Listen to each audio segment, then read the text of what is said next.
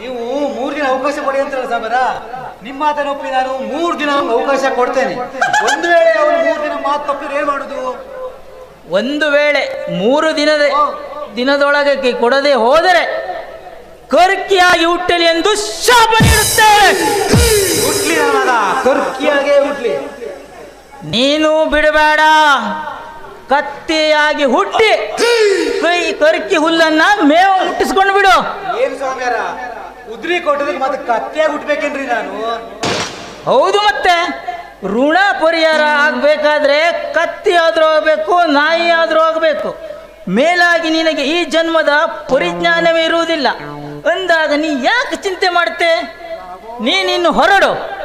ಓಂ ಹರ ಹರ ಹರ ಹರ ಶಿವ ಒಳ್ಳೇದು ಮಾಡ್ಲಿ.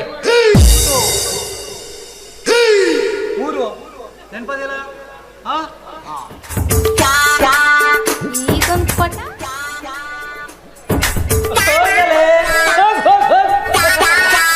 ಇನ್ನು ನಿಮ್ಮ ಕೈಗೆ ನಾವ್ ಹೆಂಗ್ ಸಿಗ್ತೀವಿ? ಶರಣಯ್ಯಪ್ಪ ಬುದ್ಧಿಗೆ ಹಾಗಲ್ಲ ಸಿದ್ಧ. ಮನುಷ್ಯನಾಗಿ ಹುಟ್ಟಿದ ಮೇಲೆ ಯಾವ ಹೊತ್ತಿಗೆ ಏನು ಹಾಕಬೇಕು ಅದು ಹಾಕ್ಲೇಬೇಕು. ಇಲ್ಲ ಅಂದ್ರೆ ಈ ಜಗತ್ತು ನಡೆಯೋಂಗ್ ಕಾಣೋದಿಲ್ಲ ಕಣು. ಇದು ವೇಷಗಾರ ದುನಿಯಾ ಕಣ್ಣ.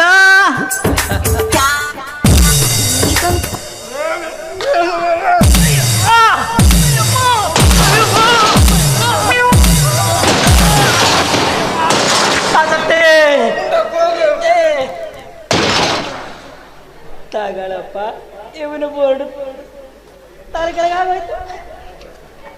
ತೊಡಿರಿ ತೊಡಿರಿ, ನಿಮ್ಮ ದುಡ್ಡು ಕೊಡಿಸ್ತೀನಿ. ನಿಮ್ಮ ದುಡ್ಡು ಕೊಡಬೇಕಂತಾನೆ ಸಾವುಕಾರ ಹತ್ರ ಬಂದಿದ್ದು. ದೊಡ್ಡವ್ರ ಎದುರಿಗೆ ಗಲಾಟೆ ಮಾಡ್ಬೇಡ್ರಿ.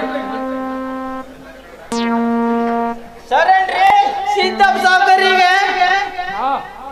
ಯಾರೋ ನೀನು? ನಾನ್ರಿ ನಿಮ್ಮ ಶಿವ್ಯ.